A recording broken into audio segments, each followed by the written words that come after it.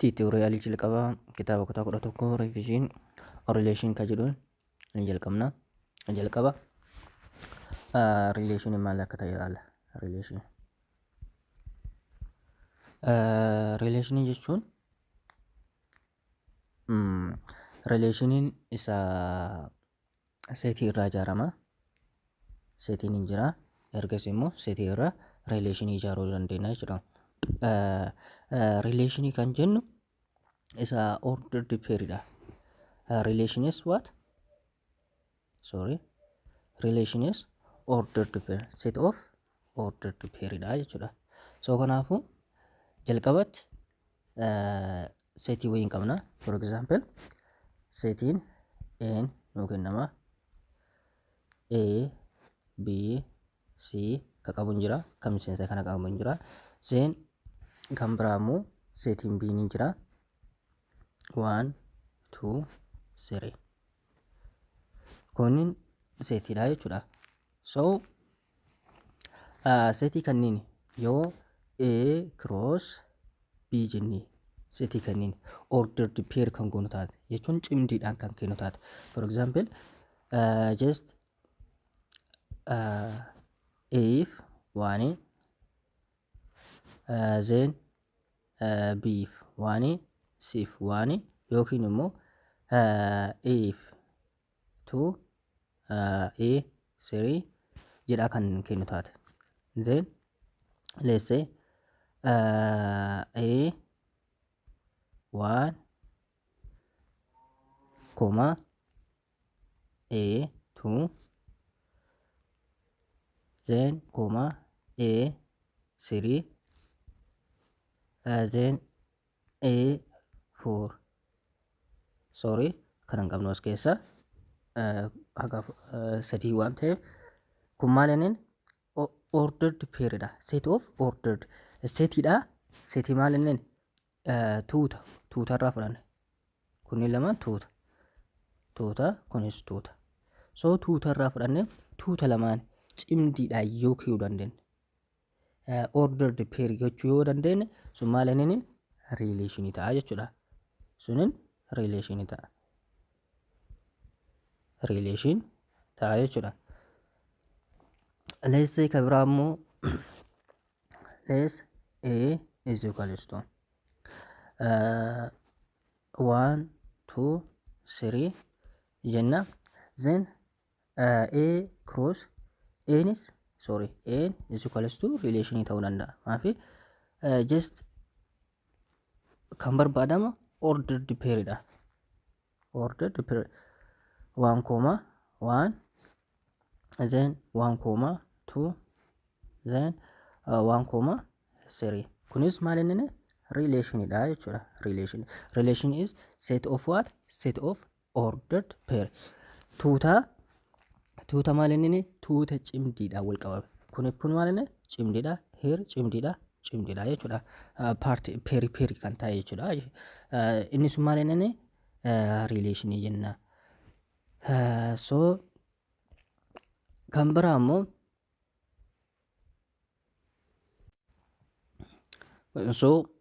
yoo A cross A irraa kan argamu taate maal jenneen a relation on A is any subset of A cross A jechuudha.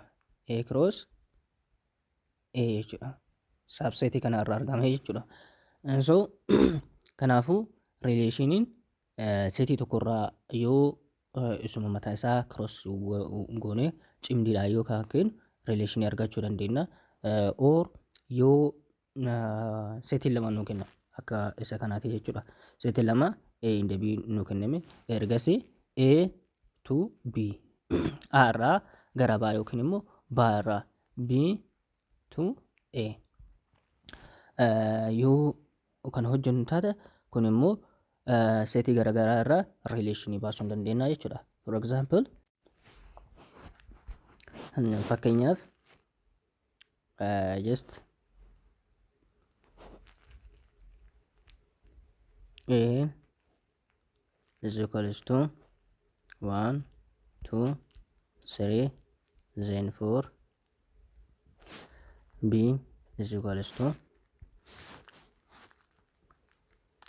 A B C karaa lamaan A to A cross B and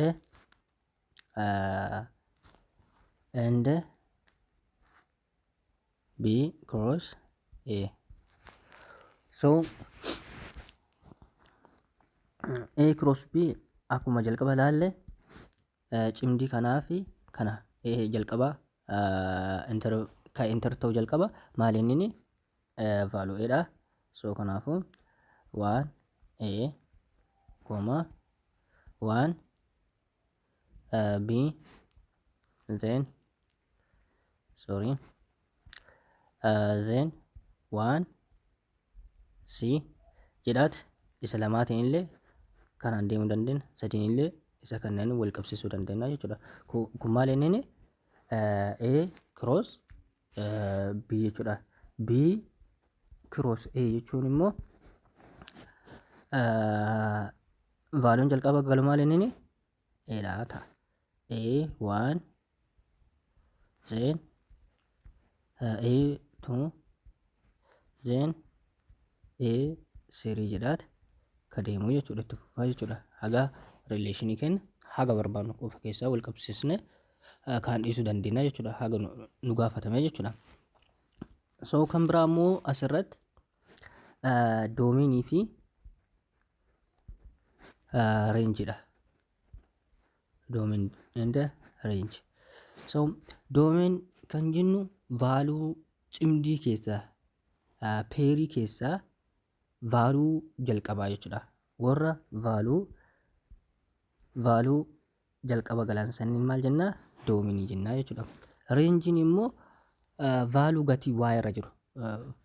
Fakkeenyaaf kunin x dha, kunis x dha, kunis x dha, kunin y dha, y dha.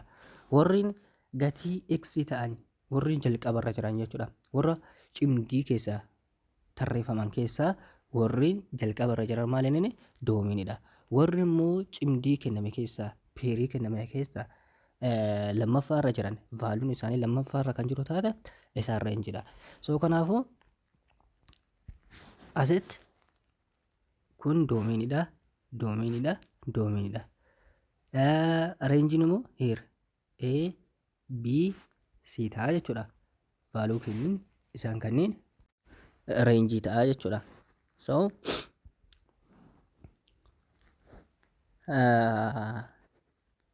A cross B irraa warri jalqabaa maaliin vaaluun jalqabaa maaliin warri paartii A irraa argaman doominii ta'u, warri paartii B irraa argaman reenji inde koodominii ta'u. Akka barnoota sadarkaa kutaa 11ffaatitti immoo wanti koodominii jedhamu waan hin jirreef reenjii ta'uu jettaniituma qabattu jechuudha. Yoo guutummaatti warra setii A jiru hunda isaa yoo kan reenjii ta'u taate suni koodominii keessaa ba'a. Yoo garuu immoo hunda isaan fayyadamin taane koodominiin ni jiraata. Fakkeenyaaf B'n setiin nuu kenna A B C D jennee garuu immoo kan fayyadamne as keessaa A B qofa yoo taate then A B C D maal ta'a koodomin of A B ta'a jechuudha.